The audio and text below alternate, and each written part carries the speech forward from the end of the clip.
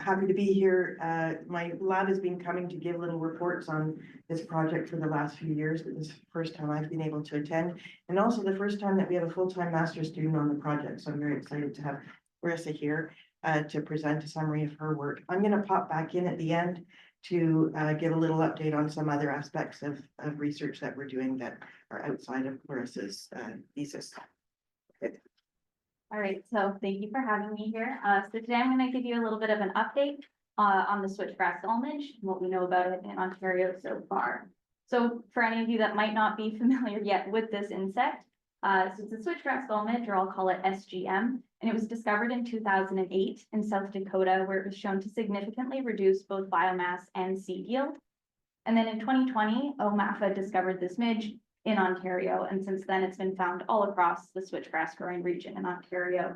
And it infests the top node of the tiller, where it feeds on those reproductive parts. So far, very little is known about the biology of this midge, and particularly what we're interested in is the timing of different life stages, or the phenology. And this information is really important to develop management and monitoring strategies. So in 2024, we sampled from 3 different sites from February to October, bringing in all the tillers that we found and dissecting them to see what life stage this midge is at throughout the year. So this kind of sampling has been going on since 2021. And just to orient you a little bit to this graph, any of these grayed out sections are times when no sampling occurred. The blank sections are times when sampling occurred, but nothing was found. And the bluish bars are all for the larval stages, yellow is for a pupal stage, and any pink is our adults, as well as these crosshatched bars are for samples that were collected on overwintered plants. So 2021, we kind of had very limited sampling, but we did find the larvae present throughout the summer. And then in 2022, you can see we really didn't find any of the larvae present until later in the summer. And this is when the grass reaches a reproductive stage and we're able to see the damage that it causes. In 2023, we did a little bit of sampling on our overwintered tillers, and that indicated that these larval stages are overwintering in the tillers, but it wasn't very consistent. And then later again in the summer, we only find the presence of the larvae once the grass reaches reproductive stage. So 2024, on the bottom here, is the first year that we were really able to consistently sample these overwintered tillers. So we confirmed that our late instar larvae are overwintering in them and then developing into pupae in those overwintered tillers. And the one other thing I want you to get from this graph is that it appears that SGM only has 1 generation per year in Ontario. So this means we only have 1 flight of adults, 1 time of egg laying, etc. So to look a little bit more closely at kind of the timing of these different life stages, this is data from 2024. So again, starting in February, we only have late instar larvae in those overwintered tillers, and then they're developing into pupae from about mid-May until mid-June. And then when the grass has reached that vegetative stage, we're really not able to find the presence of any particular life stage. And then again, later in the summer, when it reaches reproductive, we find the larvae. So this time here between our pupal and our larval stages is when we'd expect to find the eggs in the field, but we haven't been able to find them yet. Moving along to our adults. So in 2024, we tested these new emergence cages. So these were placed over top of overwintered standing and cut switchgrass with a single exit hole at the top for the adults to fly into. But unfortunately, these traps didn't work as well as we had hoped. We caught a total of 5 adults, which was the most number of adults we've seen so far in this project, but not very many. But they did seem to be emerging in early June, which is when we would expect based off our tiller sampling. Now, I mentioned we hadn't seen any eggs in the field, but we were able to emerge adults in the lab and put them on potted switchgrass plants. And they did lay eggs. So this is the first time we've seen the eggs. So at least we know what we're looking for when we try to find them in the field. Now, in the fall of 2024, we conducted quadrat sampling at 2 different sites. And each of these sites were divided into 4 zones based off the distance from the edge of the field. And we collected 16 samples from each one. So at site 1, we found infested tillers at 15 out of the 16 sites with a mean infestation of about 2%. And then at site 2, we found infested tillers in all 16 of these samples with a higher infestation at 8.9%. So these tillers were brought into the lab. We separated them out for infested and uninfested, dried them down, and then weighed the tillers as well as the seeds. So looking at the data for site 1, we'll start with the tiller weight. So you can see that actually the infested, so the SGM infested tillers were heavier than our uninfested tillers by about 28%. But we see the opposite trend for our seed weight. So our infested tillers were about 35% lighter than our uninfested tillers. However, this wasn't statistically significant. And then at site 2, we see the same trend. So our infested tillers are slightly heavier than our uninfested tillers, but we saw a really big decrease in the seed weight, so in the overall seed production of our infested tillers. So what might this mean for a whole field? So if we take our average infestation rate from 2024 at 5.5%, a 22% increase in tiller weight for these infested tillers would mean a 1.2% increase in tiller weight across a whole field. And then a 52.5% decrease in seed weight per tiller would mean a 2.9 decrease in seed weight across a whole field. So SGM isn't having a really big impact one way or the other, but there is the possibility that these infestation rates could increase, and then there will be a bigger impact. So we did sample for infestation rates in 2023 at site 2 as well. And we saw that there's actually almost a 3-fold increase in percent infestation across this year. So because switchgrass is a perennial crop and the midge seems to be overwintering in this crop, it's very easy for these populations to continue building up. We've also been conducting laboratory experiments to better understand the diapause, which is the period of pause development of the midge in the winter. And this will help us understand when development is stopping in the fall and then starting back up in the spring, again, to help us understand for management strategies. So when we took larvae from the field in the fall into the lab and put them under long day length conditions, we found that they did actually continue developing. So this means that under the right environmental conditions outside, the midge could have a second generation in the field.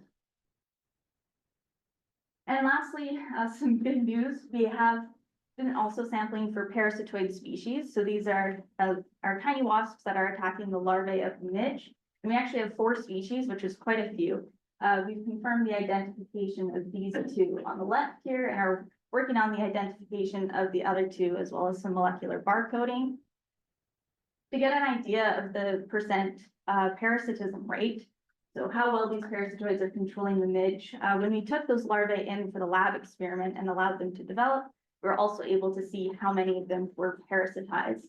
So out of the total number that had survived through that experiment, 51.3% were parasitized. So this is a really high parasitism rate, meaning they're doing a really great job, particularly this one species, Trichechis rufidis. So to come back a little bit to our phenology, so the timing of these life stages to see how these parasitoids are matching with the midge on the top, we see that they're quite similar. The adults and the pupae are developing in the overwintered crop around the same time as the midge, and then entering the crop again as larvae. So they also only have 1 generation per year. So what am I going to be doing in 2025 to continue this project? I'd like to do some sweep net sampling methods to see if that helps us with monitoring practices, as well as conduct in-field observations for those egg laying to try to fill in that gap. We're also looking to increase our sampling frequency to continue determining the spring activity time.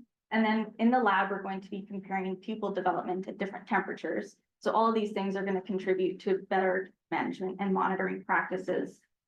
We'll also be continuing sampling for our parasitism rates, as well as assessing the infestation in the same fields as 2024 to see again if those populations are increasing. So just to wrap up my part of this presentation, SGM has 1 generation per year, but it does have the potential to have more than 1 under the right conditions. Our percent infestation was about 5.5%, meaning tiller weight in the field overall would increase by 2%, and seed weight decreasing by about 3%. But our percent infestation did increase about threefold from 2023 to 2024. However, parasitism rates are high, so these are going to help to control the populations of the midge. With that, I'm gonna pass it off to Rebecca. So as, so which one do I push? This one. Oh, sorry, as Clarissa is mentioning, we don't have a great insights into the when the adults occur for this insect. And obviously knowing when we have adults and when they might be laying eggs is important for monitoring and for timing of management interventions, if any, are needed. And so we've been doing some work with collaborators in the UK at the University of Greenwich and trying to identify the female sex pheromone of the switchgrass midge that could be used then in lures to attract the midge to traps. I'm going to go through very quickly. We've sent them pupae several times. They take those pupae, put them in individual containers, wait for the adults to emerge, separate the males and females, collect the volatiles from the females in different ways, either by entrainment, which is shown here with their little midges in the glass apparatus there. And those females are releasing whatever volatiles they do, and those are collected on a chemical filter and analyzed. And then they've also done extraction of whole bodies of females. And then they've taken that in to do some chemical analysis. So with a GC mass spec, when you put a blend of compounds into a GC, they travel through this very long column and get separated out. And then you can do chemical analysis at the different points in of that extract to look for female specific compounds. So comparing males and females, looking for known midge pheromone compounds in a library of standards. So if any of the compounds that this midge produces are the same as any other midge, and then also looking for likely structures that are typical of midge pheromones. And then one of the other very cool things that we do is to use the insect antennae to tell us what are the compounds that are of importance. And so this figure at the bottom here, this photograph shows little midge antenna connected to two electrodes there, the same, the volatiles are sent through the GC, so they're separated out at the same way as when they go through the mass spec. They go past the insect antenna and it responds as to whether, when there is something that is biologically important.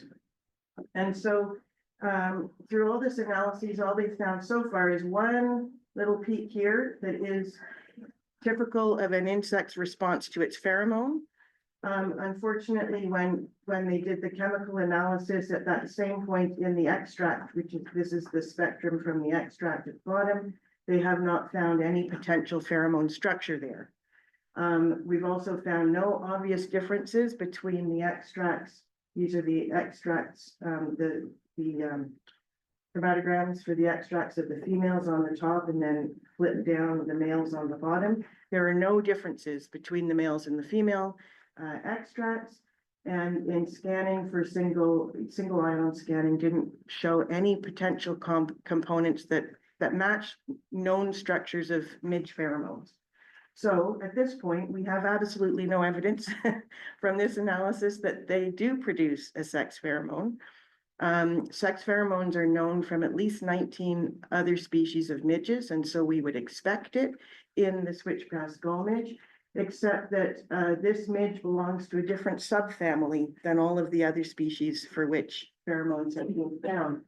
And their antennae, in this top picture here, the antennae of males and females both look like this in the switchgrass midge. In another species, Swede midge, which I've worked on for years, you can see the antennae are quite different and have lots and lots of little sensillae to detect the pheromones. So what we need to do now is to actually study the biology, the interactions between males and females and the mating behaviors to determine whether there is any evidence that they use a pheromone, or perhaps they have some other way that they find each other for mating. And so we're going to keep on working on this, but there wasn't the quick fix with the pheromone that we were hoping for. Thank you. Thank you.